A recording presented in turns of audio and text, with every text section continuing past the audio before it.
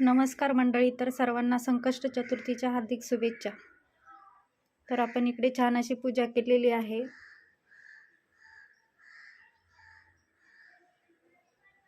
सर्व देवांना स्नान घातलेलं आहे. फुलं वगैरे वाहिलेली आहेत, हळदी कुंकू लावलेलं आहे. तर आपण गुरुवारी मठामध्ये गेलो होतो, तर तिकडनं आपण काय आणलंय मी तुम्हाला दाखवणार आहे. तर मी तिकडनं अशा प्रकारचं देव्हाऱ्यापुढे रांगोळी काढायचं 8 दिवसाच्या 8 रांगोळीचं आणलेलं आहे. ह्याच्यावरती लिहिलेलं आहे देव्हाऱ्यापुढे काढवायच्या सर्व सुखदायक साप्ताहिक रांगोळ्या. तर हे मठामध्ये भेटतं, तर तुम्ही आणू शकता. तर स्वामींच्या मठामधून हे आणलेलं आहे. त्यानंतर आपल्याकडे हे नागिनीचं हे पूजेसाठी आपण आणलेलं आहे. तिकडे होते तर जर आपल्याला काल सर्पयोग वगैरे असेल तर याची पूजा केली तर चांगलंच असतं, म्हणून तेही आपण इकडे घेऊन आलेलो आहोत.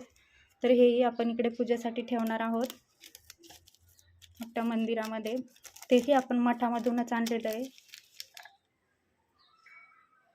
तर आपण आता ही यामधली एक रांगोळी काढून घेणार आहोत आणि ती रांगोळी इकडे देव्हाऱ्यापुढे काढणार आहोत.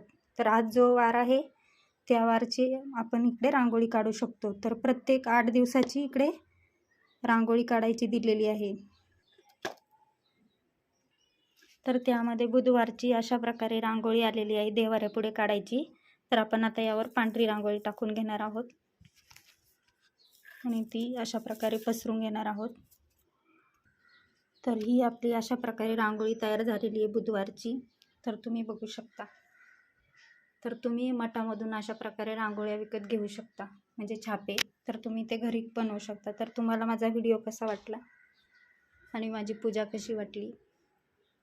तर इकडे नैवेद्य वगैरे ठेवलेला आहे, धूप पण लावलेली आहे, अगरबत्ती लावलेली आहे. तर थँक्यू.